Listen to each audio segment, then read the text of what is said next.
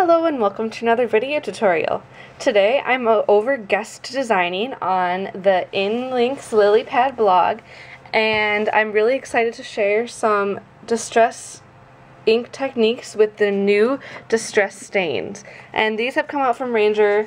They came out for the first time at Winter CHA, and now they have the full line of ink colors out, and with the picket fence color, which is this lovely white color. So today I'm going to show you 4 different card fronts and make kind of a card set out of them using different techniques with the distress stains.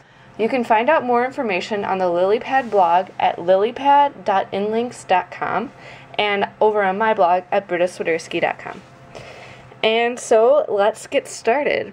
So a really cool thing, the thing about distress inks is you might be asking yourself, why would I buy these distress stains when I already have the inks and re-inkers?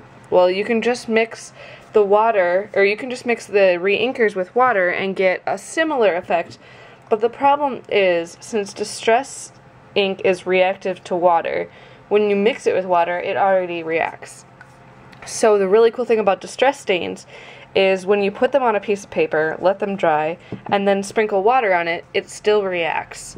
So this allows us to do a few things, like creating a colored background that has like a swirl to it, combining multiple colors, and then adding water techniques on top of it. So I'm going to get 2 backgrounds ready right now, and these are some of the distress stain colors that I have right now. I'm just starting off my collection, so I only have a few, but I have 6 that go really well together. So I have tumbled glass, broken china, milled lavender, dusty concord, spun sugar, and picket fence. And if I was to get 2 more, I would probably get the chipped sapphire, which is a dark blue purple, and worn lipstick, which is a darker pink. And I am really excited to get using these today. So I'm going to do 1 lighter background and then 1 darker background. So you can see I'm just kind of pushing this on here and sprinkling it on my work surface here. And then that's the milled lavender. And then I'm going to go back with the spun sugar, and I'm going to try not to contaminate the tips too much. It's really okay if you get a little bit on there, but you try not to get very much. And then just for good measure, I'll add in some blue. This is the tumbled glass.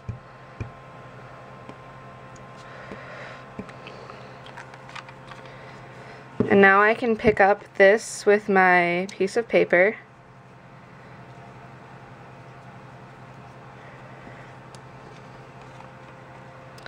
And you can keep putting it back down until it's your desired effect. And I'm just going to add a little bit more of the pink right directly onto the surface, just to make sure the colors are represented how I want. And now I'm going to set this aside to let it dry. You can use a heat tool as long as you don't get it too close. And then I'm going to wipe off my mat with the excess, just using an old t-shirt. And just for good measure, I'm going to spray it a little bit just to clean it off. And now I'm going to do a little bit of a darker background. So I'm going to do, well, I'm going to start out with my tumbled glass. Then use my broken china.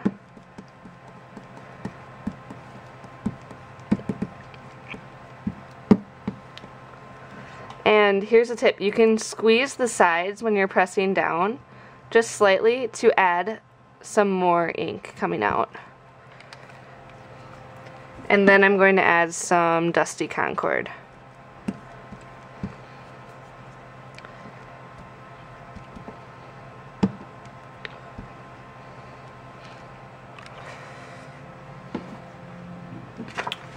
Now I can use my piece of paper, and I'm using watercolor paper, by the way, just so that this absorbs evenly into the surface.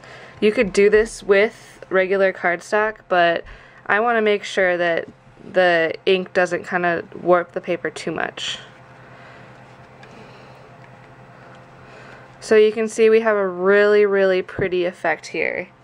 And this is just using the Distress inks. So I'm going to set these aside to dry while I'm working on the rest of our projects. Okay. So next we're going to do a little bit of a standard technique with Distress inks, only we're going to expand it into Distress stains. I'm going to stamp my background here and emboss it with silver embossing powder, and then use the Distress inks, or the Distress stains, to do resist over the top of it. This is the Sweet Threads Spirals from Hero Arts and their Basic Gray collaboration for the Sweet Threads collection. I'm just inking it up really well with the Versamark, and now I'll put my paper on top of it and press down. Now that I've added my silver embossing powder, I'm just going to tap off the excess. This is very important when you're doing resist, because any place that you get embossing powder will resist the ink that you put on it. So I'm going to go back in with a paintbrush and just wipe off areas that shouldn't have embossing powder on them that do. Alright, now I'm just going to emboss this with my heat tool, and I'll be back in a second. Now that I have my background embossed, as you can see here, it's nice and shiny, I'm ready to add some Distress stains to it. So I'm going to go ahead with my milled lavender and just go directly over the stamped image. And this is what makes it really awesome. It's really like no work at all to cover an entire background in literally seconds. And of course the ink resists, or the embossing resists the ink. And I'm going to go in with touches of the Dusty Concord and just add that around the edges.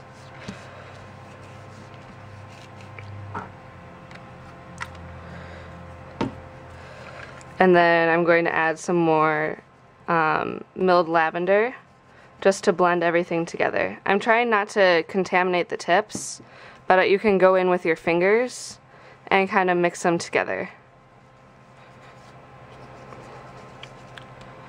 So you have this gorgeous background, and now you just have to wait for it to dry. So I'm just going to set that one to the side.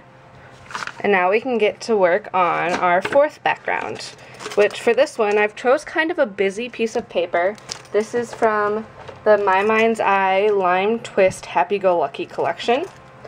And I've just cut a standard size front of a card, which is 3 3/4 by 5 inches.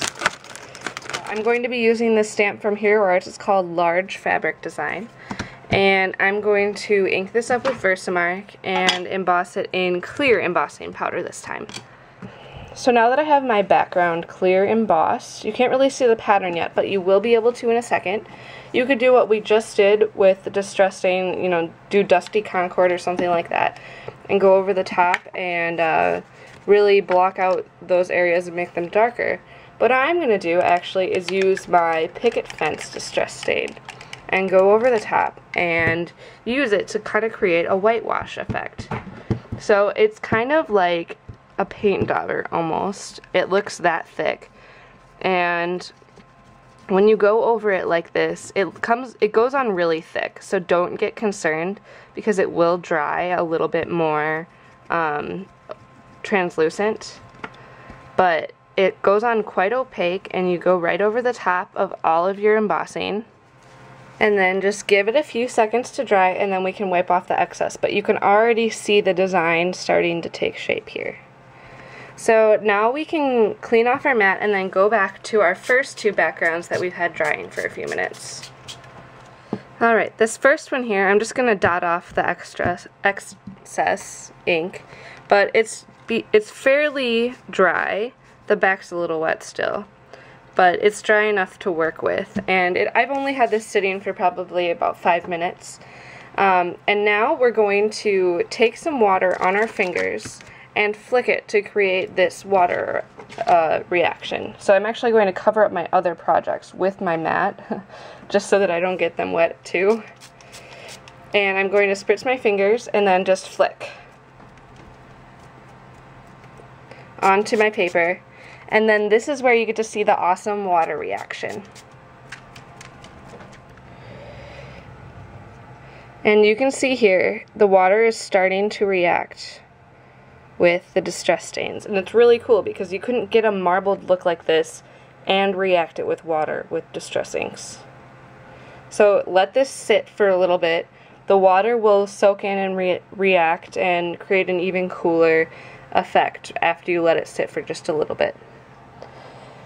And so for our second background, this one's a little bit darker, so it's perfect for this next technique.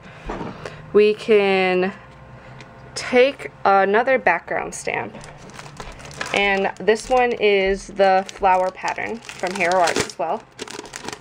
And for this one, even though I'm not going to emboss it, I'm going to put some Versamark on it. And we're going to be stamping with water onto this distressed piece of paper. But I found that using Versamark on it first holds the water on the stamp better than anything else. So this will give you a very clean impression, and it will be really great. And so now I'm going to take this away from my work surface to spray, but just spray a fine mist over it just a couple times until there are little tiny droplets all over the surface of the stamp. Okay, and now that you have it sprayed, you can carefully set your background or your piece down over the background and press down. And you need to give it a second for it to work, but you can see it's starting to take shape here where the water is reacting with the ink. It's looking really cool. It'll just take a second for it to really take effect. And now that our spiral background has dried, we can go over the top of it and just clean up any of the areas that have excess distress stain over it. And this is just gorgeous. I love it. I love that you can blend the colors with your fingers to create this awesome gradated look. And this one is ready for a card. And then this one is ready to go as well. We can actually spray it a little bit with some water, just a fine mist.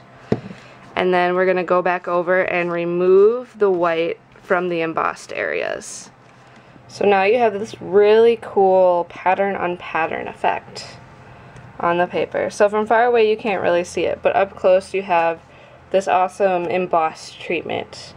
And the color changes just enough so that you can see the pattern, which is really cool.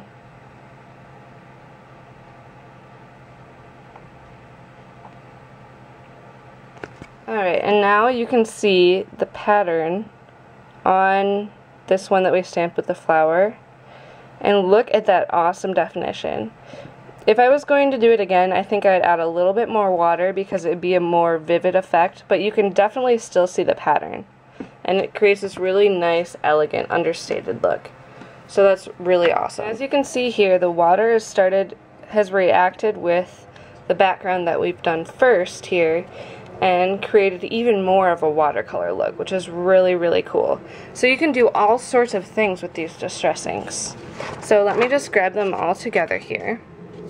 So these are just the preliminary experiences I've had with distress stains, but I hope to be experimenting even more and learning more about them.